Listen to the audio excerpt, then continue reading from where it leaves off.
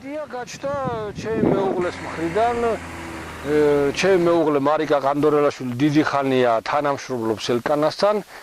გვაქვს ჩვენ აქამდე კიდევ ადრე გაშენებული ატმის ბაღი და გვაქვს აგერ ქვემოთა მხარეს ქლიავის ბაღი, რომელიც მართლა ბიოზე გვყავს დაყენებული და რა ვიცი, წლების მანძილზე. შემდეგ ტრენინგში გაიმარჯვა და მოხდა ისე, რომ დაიწერა ბიზნეს გეგმა, რომ გაკეთებული იყო ბალი წვეთოვანზე, პირველი საჩვენებელი მოდელი საქართველოში.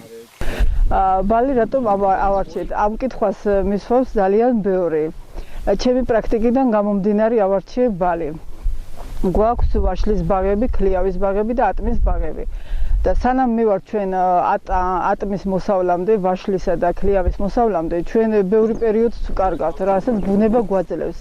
როდესაც შემოდის ეს ივნისში, არა, მე უკვე 450 ძირი ბლის ბაღით დავხვდები. ახლა მინდა კიდე უკეთეს, აქეთ გადმოვიწიო კიდე. ანუ ვფიქრობ რას, ალუჩის სეზონი როდესაც შემოდის, ჩვენ არ გვაქვს ალუჩის ბაღები და მინდა რომ ალუჩა გავაშენო რაღაც გარკვეულ ფართობზე. როდესაც ალუჩის რეალიზაცია იქნება, ჩვენ უკვე ამას შევხვდეთ. დღეს ჩვენ მქონდა ბლის ინტენსიური ბაღების სხვა ფორმირების თავისებურებებზე ვისაუბრეთ.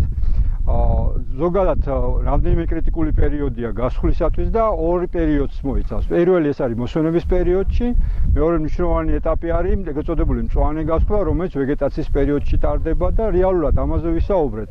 გამომახვილეთ ყურადღება თავისებურებებზე, თუ როგორ ხდება ინტენსიური ბლის ბაღის გაშენება, რა თავისებურებები ახასიათებს, რა დეტალებია გასათვალისწინებელი, იმისათვის რომ კარგი შედეგი მივიღოთ. ინტენსიური ბლის ბაღი იძლევა საშუალებას მივიღოთ უფრო სწრაფი მოსავალი, უფრო მსხვილი ნაყოფი და შესაბამისად უფრო მეტი შემოსავალი კონდეს ფერმერს. 450 ძირია. არის რეჯინა და კორდია, ორი სახეობის ბალია. მუშაობ კონკრეტულად მიმართულება ჩვენი არის მე რაზედაც მუშაობს ეს ქალების და ახალგაზრდების ჩართულობა აგრობიზნეს სექტორში და ჩვენი ინიციატივა რაც გულისხმობს აი მაგალითად ასეთი ტიპის საჩვენებელი სადემონსტრაციო ვიზიტების ჩატარებას იმას ემსახურება ზუსტად რომ ახალგაზრდები და ქალები უფრო ჩაერთონ აგრობიზნესში. რიპის გენდერული პლატფორმა არის ძალიან კარგი შესაძლებლობა ქალი მეწარმეებისთვის და ფერმერებისთვის, რომელსაც სურს რომ მიიღოს გარკვეული ინფორმაცია, ცოდნა და ასევე დააკვირდეს უკვე არსებულ გამოცდილებას. მე ვფიქრობ, რომ ეს არის საუკეთესო შესაძლებლობა იმისათვის, რომ დაფიქრდე კონკრეტულად რა ტიპის მეურნეობების განვითარებაში ჯობია შეიტანოს სულელი ადამიანმა, როგორ შეიძლება განავითაროს ფერმერული მეურნეობა. უვლით მხოლოდ და მხოლოდ სუფთა პროდუქტებით, ბიო. აქ არავით არის შხამქიმიკატები არ შედის.